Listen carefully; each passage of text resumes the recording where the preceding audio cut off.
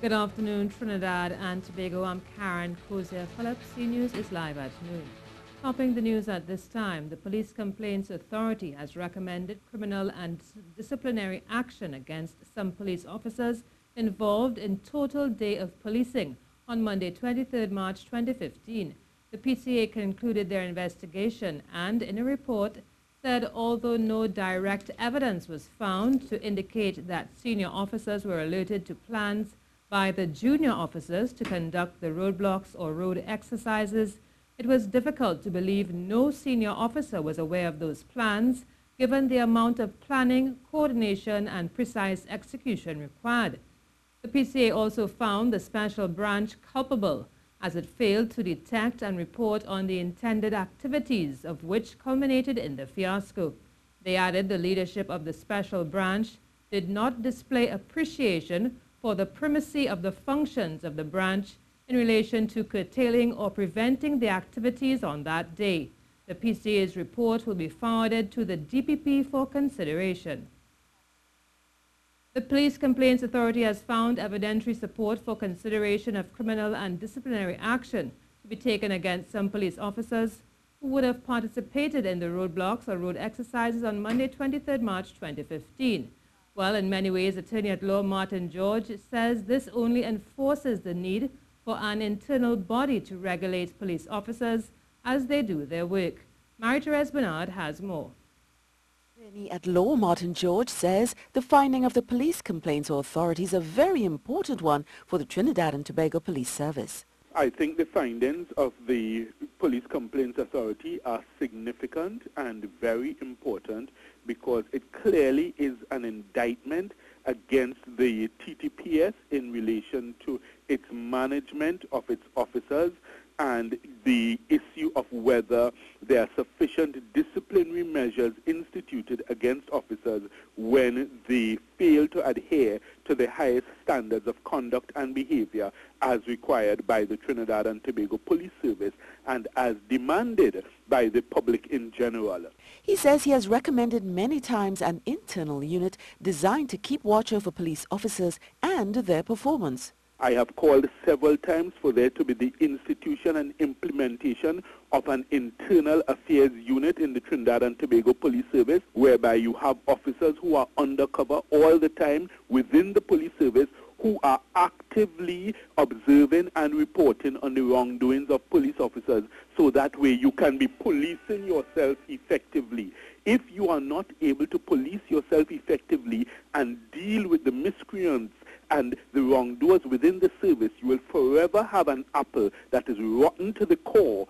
Mr. George says the management of the police service needs to pick up the buck when it comes to ensuring that officers work within the rules of the police service. It is clear that the executives of the police service needs to do a whole lot more to ensure that discipline, order, and punishment for wrongdoing are instituted and implemented swiftly and quickly within the police service. Mr. George says a robust and rigorous internal system will significantly change how the police deal with those who do not follow the rules. Marie-Therese Bernard, C-News.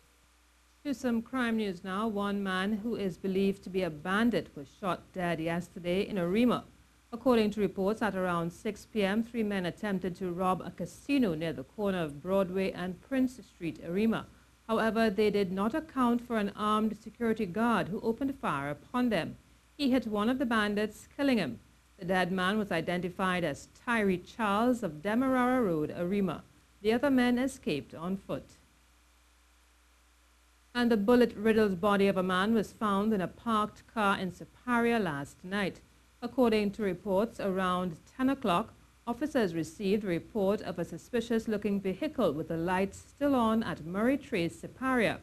When they arrived, they found a brown Nissan B14 with the lights on and engine running, with a body slumped in the driver's seat.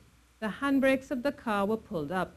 The dead man was described as a male of African descent, mid-30s, medium-built, 5 feet 7 inches tall, low haircut, goatee beard, and slumped on the driver's seat, clad in a pink shirt, blue long jeans, and white sneakers. Police believe he may be a 35-year-old man from Maruga, but are awaiting positive confirmation of his identity as no identification was found on his person. The body of a man was found in a similar circumstance in La Brea. Police found the body of Valery Alexandrov in the front seat of a B-15 shortly after midnight. He was shot in the head. 32-year-old Alexander of Union Village, La Brea, was found near the Namalco compound. This is a CNews Live report at noon. Remember, you can keep up to date with all the latest news on our website at ctvtt.com, or you can check out our Facebook and Twitter pages at CNews Live.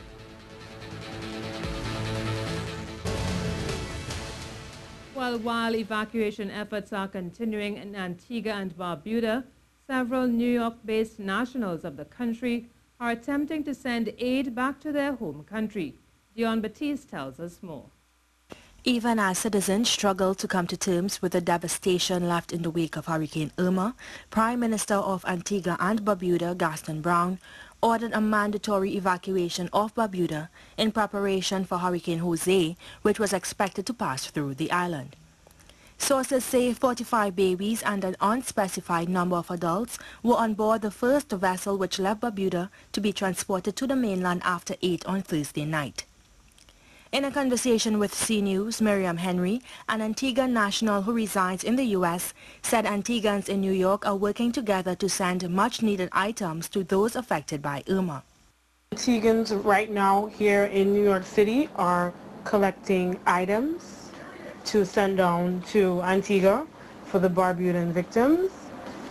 And it's an each one reach one kind of thing right now. It's amazing. All hands on deck, no hesitation, and beaming with pride. We are our brother's keeper, and this weekend I'm going to be sending some stuff over. Ms. Henry said it pained her to consider the total decimation of what once was a beautiful, unspoiled, naturally rich island. Barbuda is that sister island that has so much natural resources, so much untouched land. Like it's a walking ecosystem. You know, the lagoon has been breached. If you look at aerial photos or satellite pictures of the lagoon, even when you're in a plane, and anytime I go home and I spot it, the lagoon is so precise. But after the hurricane hit, the Irma breached that entire section where part of the land, part of the lagoon is now one with the ocean. She says the safety of her countrymen takes precedence, but she believes that if they work together, her native Antigua and Barbuda will be restored to its former glory. Dion Batiste, CNews. The Association of Caribbean States has partnered with Venezuela, Colombia and Panama to provide support to Antigua and Barbuda. This was done following a request from Chairman of the Organization of the Eastern Caribbean States, OECS, Prime Minister of St. Lucia, Alan Chastanet. On Thursday, a meeting between ACS Secretary General Dr. June Suma and the ambassadors of Venezuela, Colombia and Panama in Port of Spain was held to discuss aid efforts. Venezuela offered transportation as well as relief supplies to the islands ravaged by Hurricane Irma. Panama and Colombia also activated their own disaster response systems to provide assistance. Dr. Suma said they have already alerted their governments, so they are on standby. The Venezuelan government has already put in place measures to ensure that military planes can deliver supplies to the affected countries. They also want to assist with canned foodstuff and water. Well, we now join our meteorologist Ian Wallace for an update on the hurricanes Irma and Jose and their impact on the Caribbean. Good afternoon, Ian. Can you tell us what's the latest with these weather patterns? Good afternoon, everyone. And well, indeed, we now have obviously the 2 Category 4 hurricanes. The first one looking at is obviously passing there across the Turks and Caicos and the southeastern Bahamas, which is Hurricane Irma. And Hurricane Hunter planes are right now looking at this system, and the conditions are spreading westward across portions of Cuba and into the central Bahamas. Winds of Irma are still at 240 kilometers per hour, and these hurricane force winds, they basically extend about 110 kilometers from its center. But the tropical storm force winds are quite wide as well, and you can just see here following behind it is Hurricane Jose. But let's look then at what's set to be the projected path. It is set that Irma will likely begin to affect the central and the northern parts of the Bahamas later on today through Friday, and obviously passing out there straight across the Florida Peninsula. And bearing in mind that Irma is the size of the Florida Peninsula, so there will be effects of tropical storm force winds from either the west and the east coastlines of Florida. But obviously the low-lying islands of the Bahamas are the immediate threat, and also along the coastlines of Cuba. You can just make out here that the impacts will obviously be the destructive winds, the flooding rain, the dangerous seas, and obviously power outages are likely. But the coastal flooding is also a big issue simply because of the storm surge expected, which is likely to be in excess of 4 meters, which is basically as high as single-story buildings. So obviously even two-story houses will likely get their entire single-story ground floor washed out just by the storm surge, and this is not accounting for the waves which will be coming on top of that as well. You can just see here the tropical storm force winds extend about 300 kilometers from the center, so it's quite a wide swath going all the way across into Cuba, affecting Havana, going up into the Bahamas, into New Providence and Nassau, which is the capital of the Bahama Islands.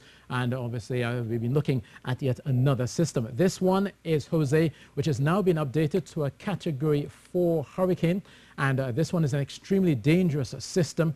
This has hurricane force winds of 55 kilometers from its center, and tropical storm force winds up to 200 kilometers from its center. So Jose will likely bring about 200 millimeters of rainfall, and that is extending from Dominica in the south going up towards Anguilla.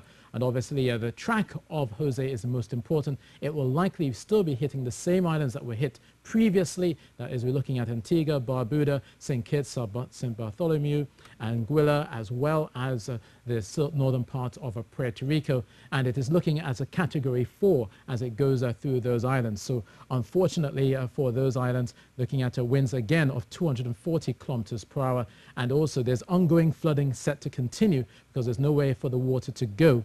And also there will be also experiencing the excessive storm surge as the system comes ashore. So as you can see here, the rainfall amounts looking at about 200 millimeters, and this is to get into Saturday and going into Sunday. So obviously down towards where we are in the southern Windward Islands, a few bands from Jose may well also cause some street or flash flooding, and also some heavier showers spreading down from Barbados into the southern Windward Islands. But for now, Jose is set to track towards the west-northwest. But obviously, we in the southern Windward Islands will be looking at the possibility of some heavy showers as well. So, Karen, that's basically the latest on Jose and Irma. Thank you very much, Ian. Today is reportedly the last working day for forensic pathologist Dr. Valery Alexandrov, he will work at the Forensic Center. Dr. Alexandrov has resigned. He said he had issued his resignation expecting to leave the job on August 31st, but had been asked to stay on to the end of this week. Up to this week, the pathologist had been complaining of being overworked due to a shortage of staff at the Forensic Science Center, and he cited health reasons for his resignation. 70-year-old Dr. Alexandrov, whose contract was scheduled to end in 2019, has been threatening to resign for months now over what he called the mismanagement at the Forensic Science Center. Well, police are investigating a shooting incident where a Chinese national was shot. Reports are at around 7 p.m. bandits went to the Jimmy Sue bar on the Western Main Road where they attempted to stage a robbery. Shots were fired and the Chinese national, who is still to be identified, was taken to hospital. Investigations into that shooting are ongoing. Minister of Energy and Energy Industries Franklin Kahn believes the newly appointed Petrotrin board is competent enough to handle the task of running the state-owned company.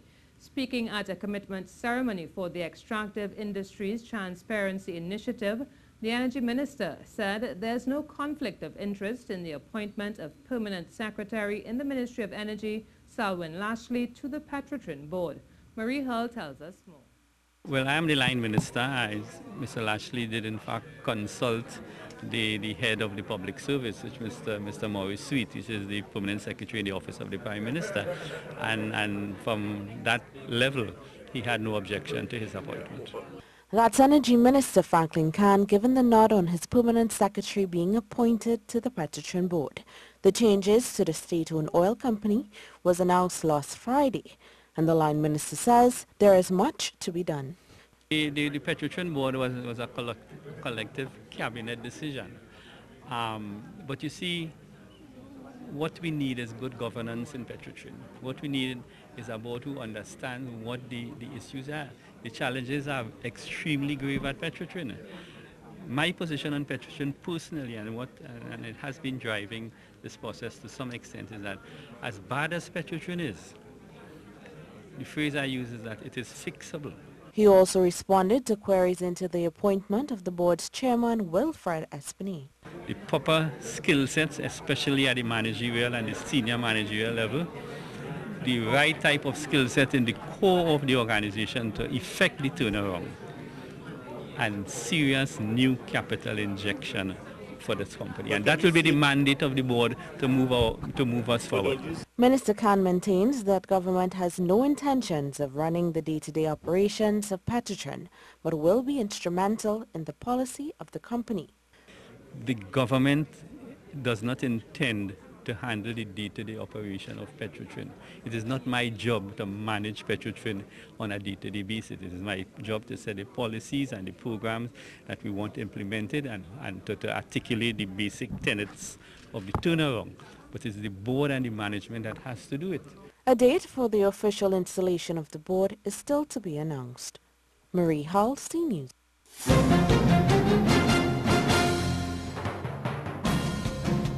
For sport, and it will be Gale versus Bravo in the final of the Caribbean Premier League. The Trinbago Knight Riders clinched the final spot after beating the Guyana Amazon Warriors in the second eliminator at the Brian Lara Academy last night. TKR were asked to chase 160 after Gajanan Singh and Primus pulled a stuttering Warriors innings together with a 65-run partnership. However, Primus may have undid his hard work with the bat by dropping Colin Monroe early in his innings.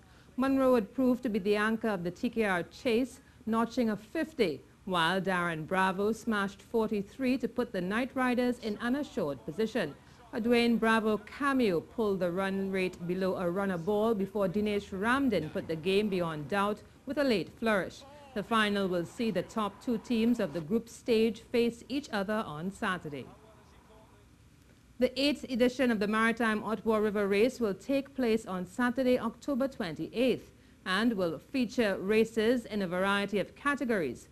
Put on by the Trinidad and Tobago Canoeing and Rowing Federation, this event is expected to once again attract a large contingent of competitors in the two distances, the 15-kilometer long course and the 6-kilometer short course. President of the organization, Meryl Sitai, says they have made this year's course on the Otwar River a bit more spectator-friendly. 1.5 kilometers up the river from the bridge, and the competitors in the short course will do 2 laps of that to make it 6 kilometers. The long course competitors will do 5 laps covering 15 kilometers. So the spectators will see the competitors coming round more than once, and also the competitors, knowing that the spectators are looking at them, will obviously be making a greater effort. Title sponsors Maritime are once again happy to be part of the event and praised its continued growth. Watching the race's evolution as it continues to attract more and more spectators and children and families from the surrounding communities. In addition to my involvement with the race through my work at Maritime, I've also had family members and friends participate each year. As much as they encourage me to get on the water, I opt to cheer them on proudly from the shore. That's it for sport. Well, that's how we end our CNews report at noon. I'm Karen Kruzer-Phillip. Remember, for up-to-date and breaking news throughout the day, you can visit the CNews website at ctvtt.com. Do have a good afternoon.